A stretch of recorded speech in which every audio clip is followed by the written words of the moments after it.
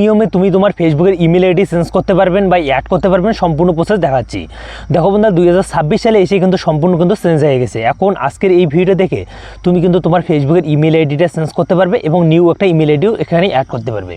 তো দেখো বন্ধুরা, তোমার যদি ফেসবুক আইডিটা খোলার সময় আগে থেকে একটা ইমেল আইডি দেওয়া ছিল, তো সেই ইমেল আইডিটা চেঞ্জ করে একটা নিউ ইমেল আইডি সেখানে অ্যাড করতে চান, তো সেটাও পারবেন এবং চেঞ্জও করতে পারবেন। তো তার জন্য তোমার আসতে হবে ফেসবুকের মধ্যে। জাস্ট আমরা ফেসবুকের মধ্যে ক্লিক করে দিলাম। এখান থেকে আমাদের ফেসবুক আইডির কিন্তু আমরা কিন্তু ইমেল আইডিটা চেঞ্জ বা আমাদের অ্যাড করা পুরো প্রসেসটা দেখাচ্ছি।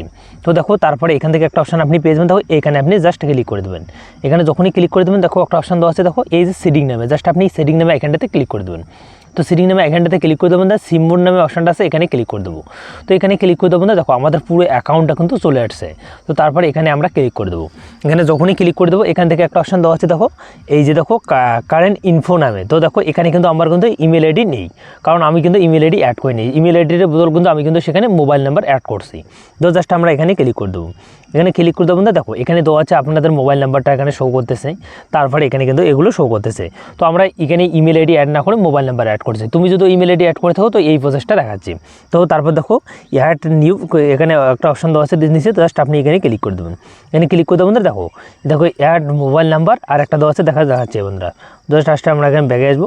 দেখো অ্যাড মোবাইল নাম্বার আর একটা আছে অ্যাড ইমেল আইডি। তো তুমি চাইলে তুমি ইমেল আইডিও অ্যাড করতে পারবে আর এবং ইয়ে করতে পারবে। তো জাস্ট আমরা ইমেল আইডিটা অ্যাড করে আপনাদের দেখাচ্ছি।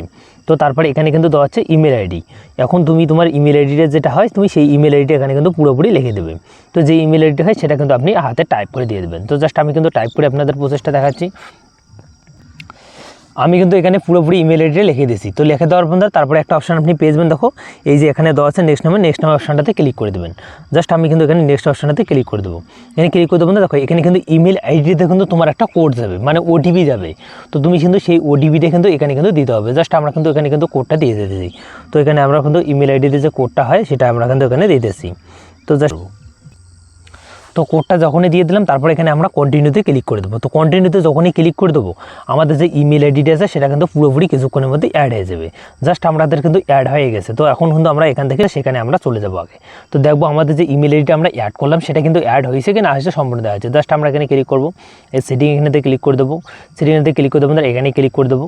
এখানে ক্লিক করে দেবো, এখানে ক্লিক করে দেবো। এখানে যখনই ক্লিক করে দেবো, দেখো এখানে কিন্তু আমার ইমেল আইডিটা শো করতেছে। জাস্ট আমরা এখানে ক্লিক করবো, কিছুক্ষণ পর কিন্তু আমাদের ইমেল আইডিটা পুরোপুরি অ্যাড হয়ে যাবে। তো আই হোক আপনাদের ভিডিওটা ভালো লাগলে চ্যানেলটা সাবস্ক্রাইব করে বেল আইকনটা অন করে পাশে দেখবেন। তোমার ইমেল আইডি এরকম করে অ্যাড করতে পারবেন বা চেঞ্জ করতে পারবেন এবং তোমার মোবাইল নাম্বারটা চেঞ্জ করতে পারবেন।